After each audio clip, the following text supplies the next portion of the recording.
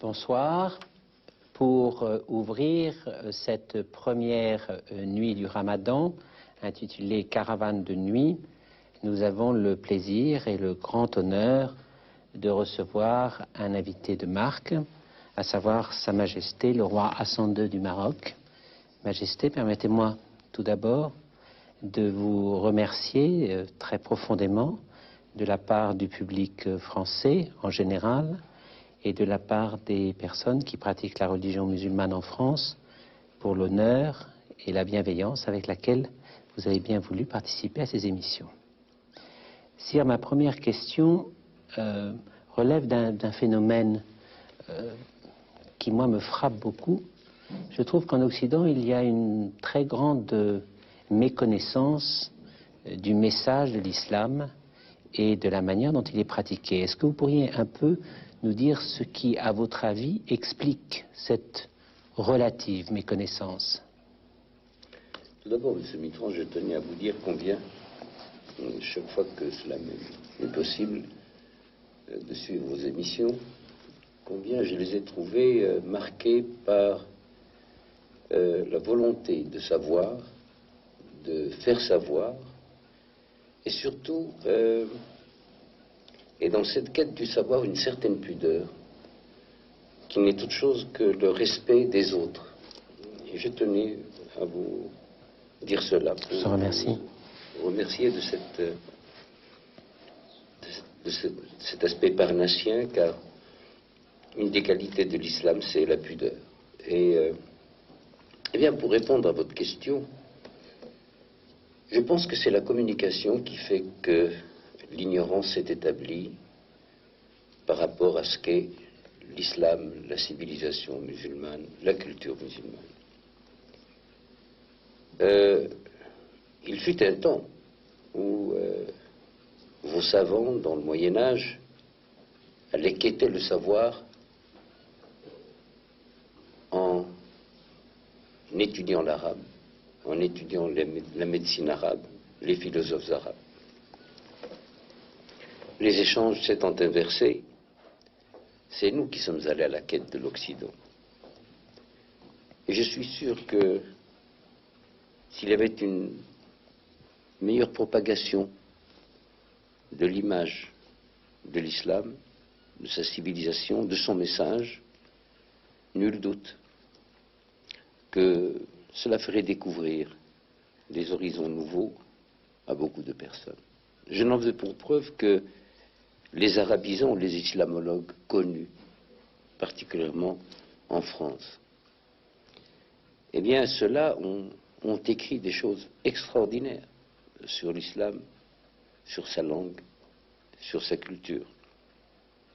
Certains même, comme Massignon, sont revenus à leur foi à travers le soufisme musulman, quand il était notamment détenu en Syrie.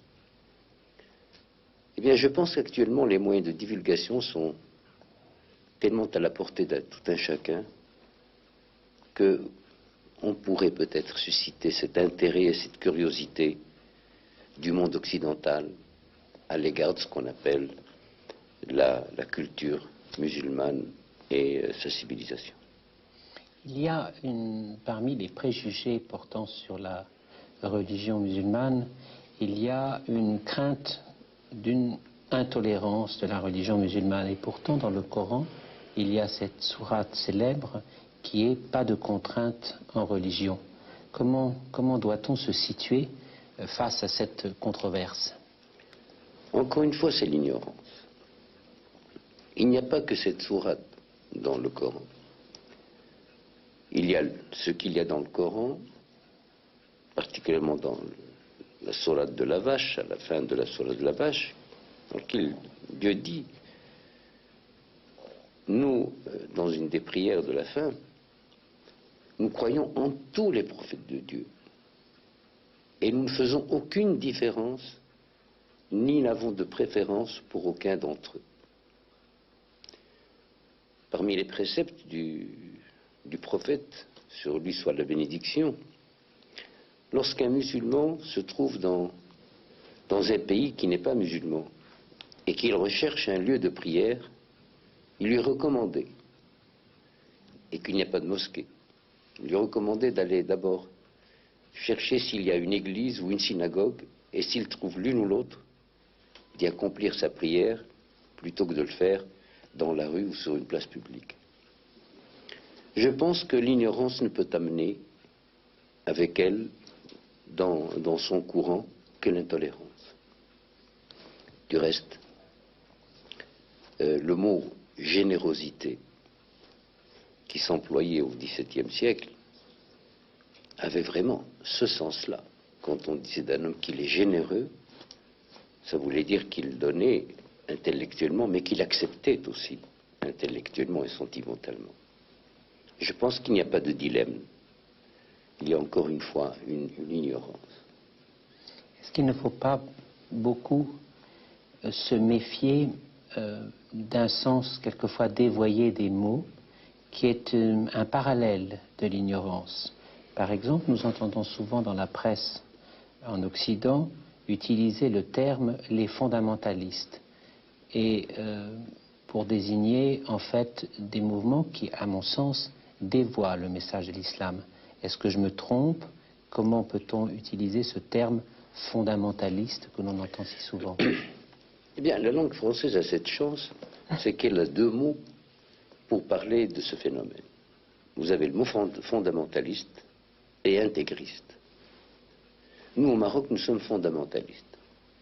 C'est-à-dire que nous sommes restés à l'état le plus près des fondements de la religion musulmane. Mais nous ne sommes pas des intégristes. Par contre, en anglais, il n'y a que le mot fondamentaliste. Il n'y a pas le mot intégriste et fondamentaliste. Les intégrismes, il y en a dans toutes les religions. Et chez nous, il y a un hadith du prophète qui dit: la religion est facile, n'en faites point quelque chose de difficile, car si vous veniez à la suivre à la lettre, elle vous vaincrait à la fin. Alors, pourquoi donc aller chercher un intégrisme, une sorte de masochisme à l'égard de soi-même, qui se transforme en sadisme et en intolérance à l'égard des autres? Non, le fondamentalisme, c'est-à-dire c'est s'attacher aux sources, s'attacher à la vraie philosophie de la religion. Et notre philosophie musulmane, c'est la tolérance, c'est la cohabitation, et c'est la compréhension de l'autre. Question d'un néophyte, Majesté. J'ai récemment voyagé beaucoup en Extrême-Orient. Oui. Et j'ai été très frappé de voir que dans des sociétés polythéistes, voire même qui adorent des dieux empruntés à la nature, on trouvait des personnalités d'une très grande élévation morale, des philosophies remarquables. Est-ce que la religion est par essence monothéiste, ou est-ce que l'on peut admettre que le besoin de Dieu, la recherche de Dieu, est en elle-même suffisamment intéressante pour que l'homme s'anoblisse dans cette recherche? Dans la religion musulmane, comme dans la religion chrétienne, comme dans la religion hébraïque, la recherche du perfectionnement vers la connaissance de Dieu n'est pas interdite, bien au contraire, elle est encouragée. Mais elle ne saurait être que pour mieux connaître l'être unique, le Dieu unique. Ce qui caractérise les trois religions révélées, c'est d'abord que sur le plan de la concaténation historique, elles descendent toutes de par leur prophète d'Abraham, et qu'elles sont pour le Dieu unique. Mais le Dieu unique n'est pas un Dieu inique. Il vous permet de le rechercher, en plus que dans les livres sacrés, d'aller à sa recherche dans l'univers, dans tout ce qu'il a créé. Et je pense qu'il n'y a pas de contradiction entre la recherche de Dieu dans les livres saints et la recherche de Dieu dans l'univers, bien au contraire. On adore Dieu, on contemple Dieu dans ce qu'il a créé. Mais il est certain que aller à sa recherche par des pratiques polythéistes et non monothéistes serait, à mon avis, une hérésie impardonnable de la part de ces trois religions. Bien sûr. Ce matin, à la télévision, je voyais l'abbé Pierre. Et j'étais très frappé par la... Que j'ai connu. Par la qualité. Vous l'avez connu? Je l'ai connu. Connu il y a de cela à peu près 35 ans.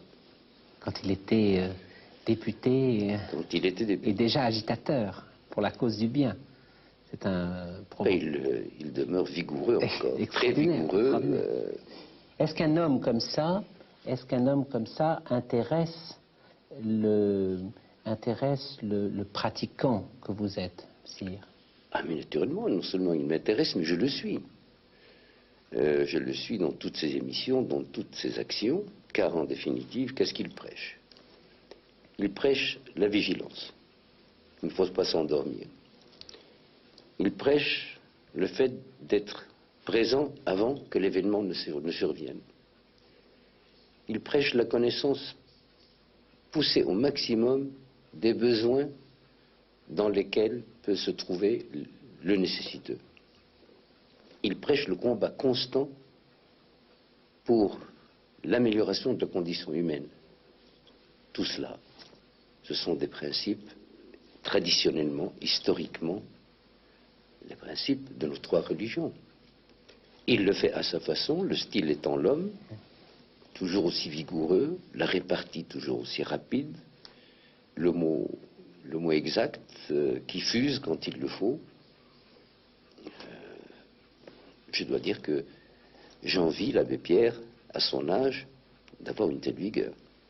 Dans le cadre du dialogue fraternel que vous avez engagé avec les pratiquants d'autres religions, vous avez reçu le pape.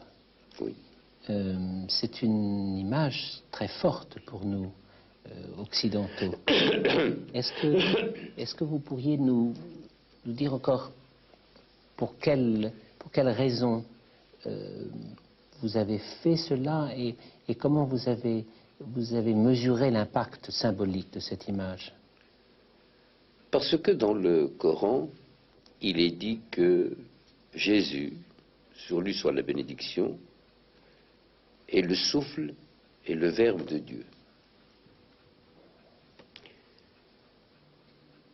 Le pape, représentant en sa personne tous ceux qui sont rattachés à la religion révélée par Jésus.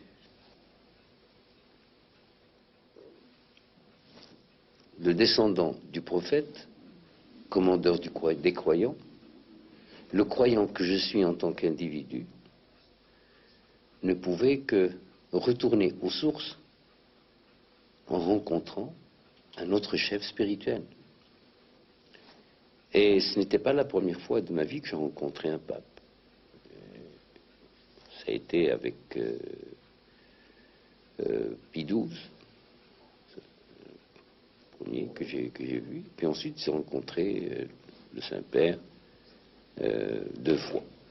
Une fois à Rome, au nom du comité de l'Quds de Jérusalem, et une fois lorsqu'il nous a fait le grand privilège de venir en terre d'islam se mêler à ses frères en Dieu. Ce qui était très frappant, sire, c'est qu'on voyait beaucoup de monde dans la rue. Ah oui, ça, il y avait énormément de monde, justement. Ceci est dû au fait que nous avons côtoyé beaucoup de chrétiens, qu'ils soient catholiques ou protestants, enfin, ceci est une querelle interne. Nous avons côtoyé beaucoup de chrétiens. Nos maîtres, certains de nos maîtres étaient des chrétiens, nos médecins étaient des chrétiens. Donc,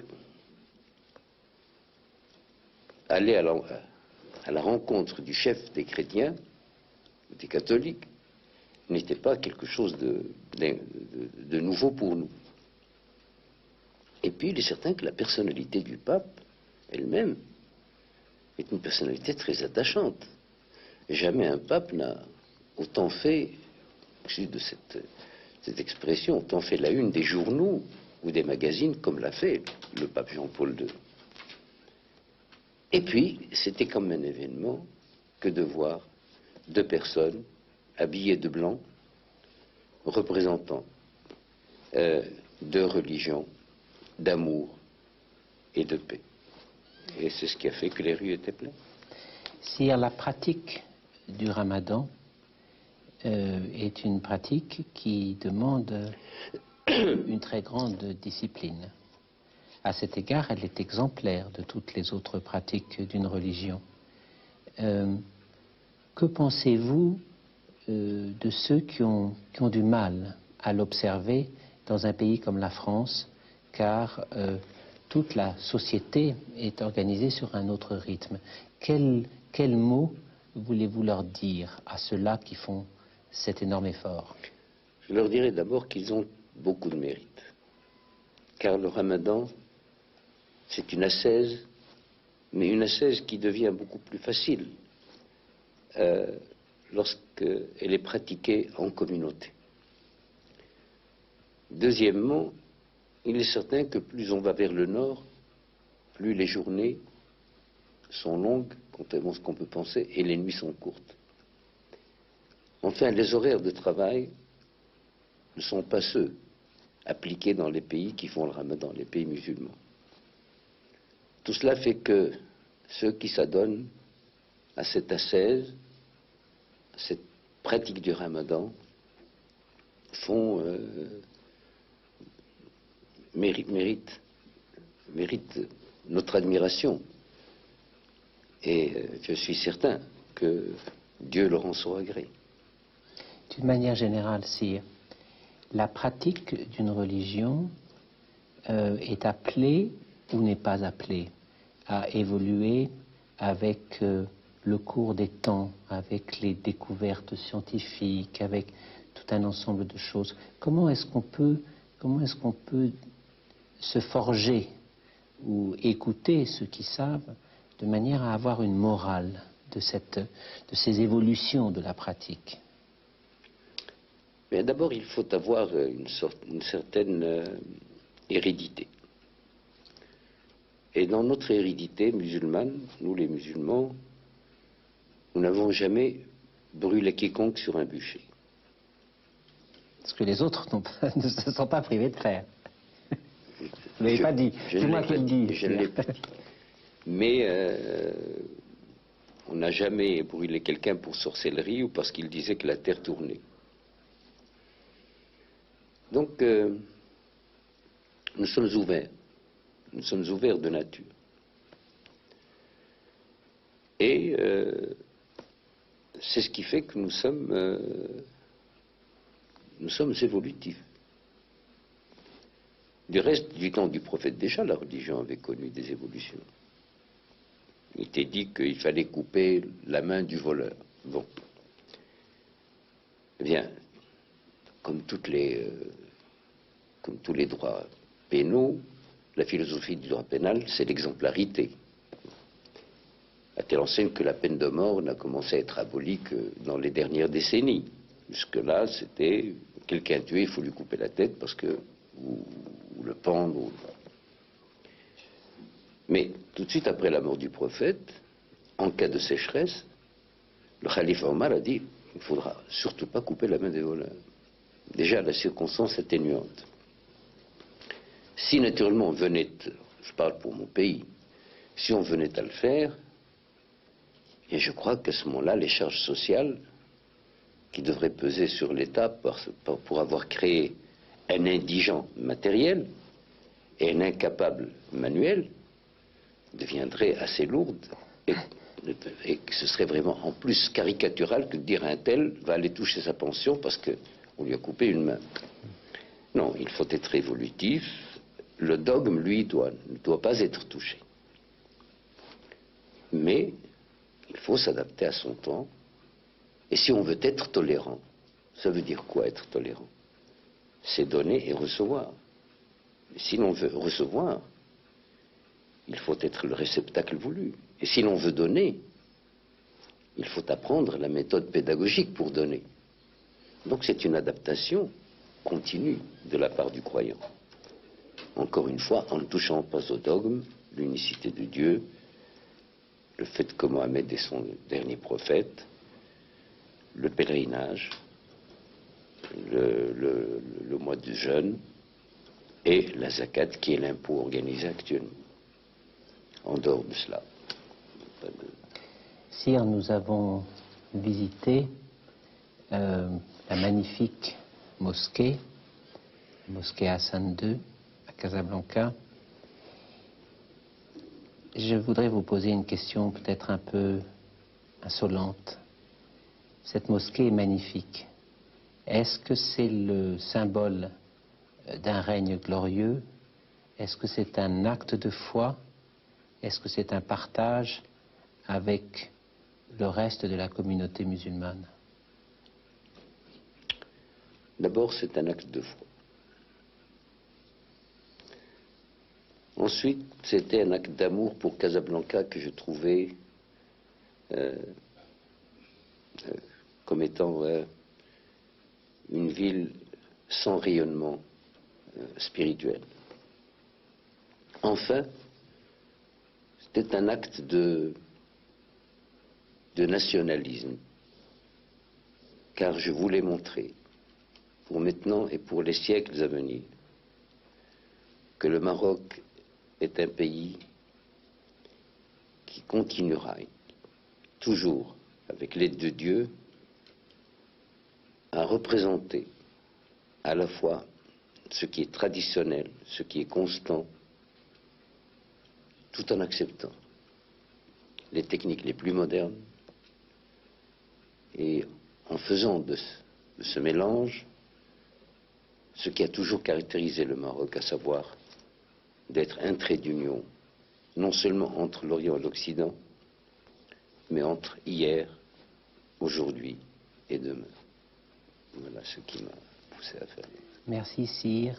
Juste avant de nous séparer, est-ce que vous pourriez dire un mot à tous ceux qui vous regardent, marocains, pratiquants de la religion musulmane, français, tous ceux qui sont restés devant leur poste de télévision et qui attachent beaucoup d'importance à cette série d'émissions et beaucoup d'importance, bien sûr, au préambule que vous venez de leur donner? D'abord, je dirais à tous ceux qui me regardent, quelle que soit leur confession, salam alaikum, ça veut dire que la paix soit sur vous. Ensuite, je leur demanderai d'imaginer que les musulmans sont 1,2 milliard dans le monde et que si l'on trouve parmi ces musulmans, disons 0,0,1, ça fait quand même quelques millions, ben, il ne faut pas juger le 1,2 milliard de musulmans sur le 0,0,01 s'il apparaît que leur conduite n'est pas en conformité avec certaines pratiques. Je veux leur dire un message d'indulgence, car la tolérance n'est que la fille de l'indulgence. Alors, nous souhaitons de la tolérance, de l'indulgence, et nous prions Dieu, nous les musulmans, de nous guider afin de ne pas heurter les règles de vie de ceux chez qui nous vivons.